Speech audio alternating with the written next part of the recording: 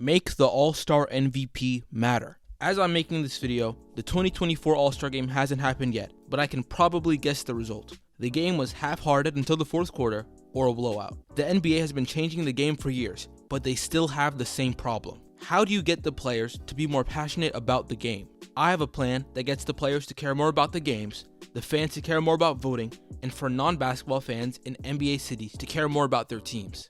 Whoever wins the All-Star Game MVP has their city host a future All-Star Game. Let's review each group and mention some counter-arguments to prove my point. First up are the players. The All-Star Weekend is a massive NBA party. There are a bunch of celebrities, advertisements, and eyes focused on the event. The MVP would bring all this, plus all the All-Star events to his backyard. Wouldn't Giannis want that for Milwaukee?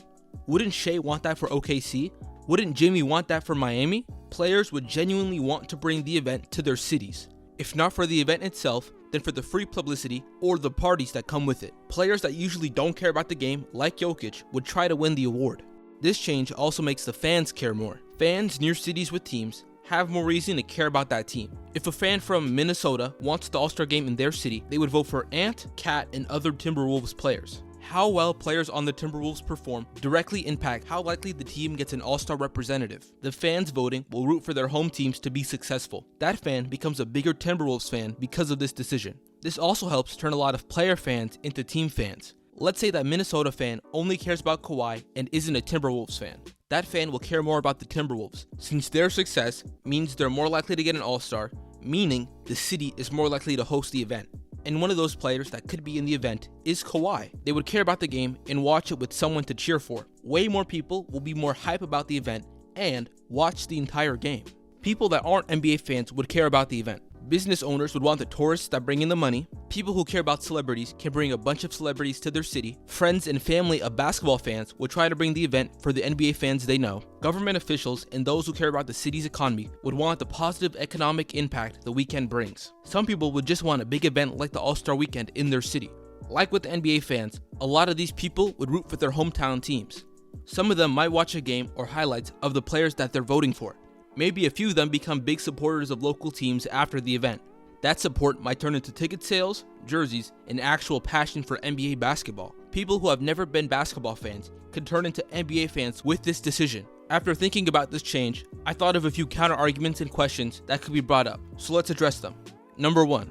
The same teams will host the event. The thing is, there already isn't location diversity. The 2025 and 2026 All-Star Games will both be in California, since one represents the Warriors and the other represents the Clippers.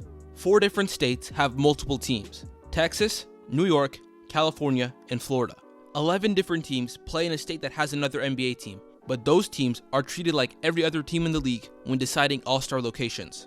This is a fair criticism to have, but this problem is already here. Since some teams will get more representation than others, make the All-Star Game have 15 roster spots on each side. That way, every team in the league has a chance to get an All-Star spot. Every team in the league has at least one player who has the talent to be in the game if they have a great season. Don't believe me? Trey, Tatum, Mikal, LaMelo, DeMar, D. Mitch, Luka, Jokic, Cade, Steph, Sengun, Halliburton, Kawhi, LeBron, Ja, Jimmy, Giannis, Ant, Zion, Brunson, SGA, Paolo, Embiid, KD, Simons, Fox, Wemby, Scottie, Markkanen, and Kuzma. The most questionable player in that group might be Kuzma, but he's averaging 22, 6, and 4. Teams across the league have all-star level players. Number 2 is kind of connected to number 1. This change causes more big markets to host an all-star game since they sign bigger names and have bigger city populations. Let's look at how many times in recent memory a big market team signed a player who won All-Star Game MVP. Kawhi signed in LA and won it in 2020. KD signed with Golden State and won it in 2019. The most recent one since then was Shaq in 2004. Those 3 examples are the only ones to happen since free agency began in 1988. If the rule existed, then Milwaukee, Cleveland, Oklahoma, and New Orleans all would have hosted All-Star Games in the past 10 years. The Wizards, Jazz, Bucks, Pelicans, Timberwolves, Hornets, Pistons, and Thunder all have the same amount or more All-Star MVPs than the Miami Heat or the Brooklyn Nets. Bigger market teams don't always win All-Star MVP. When it comes to city population, the NBA already found the solution. Since Zaza Pachulia was getting a bunch of votes for the All-Star Game in 2017, the NBA has players and media members impact the starting lineups. The reserves are chosen by head coaches. They can vote on who makes it, but can't vote for their own players. Just because a bunch of fans vote for a player with a big fan base doesn't immediately make that player an All-Star. They need to be good enough to make the roster. Number 3. What happens to the other cities already listed for the All-Star Game? Would Los Angeles and San Francisco lose their All-Star Games? I feel like the solution is simple. Just slide the winner's city into a queue. Continuing with my Minnesota example, if Ant won the MVP, then they'd host the event in 2027. Whoever wins in 2025 hosts 2028. Whoever wins in 26 hosts 29, and the pattern continues.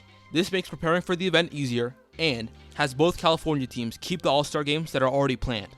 This change to the All-Star game brings more incentive to play, makes fans care more about the game, and can bring in new NBA fans. There are a few problems with this plan, but I think those issues have clear resolutions. Let me know what you think about the change, subscribe to the channel, and thank you for watching.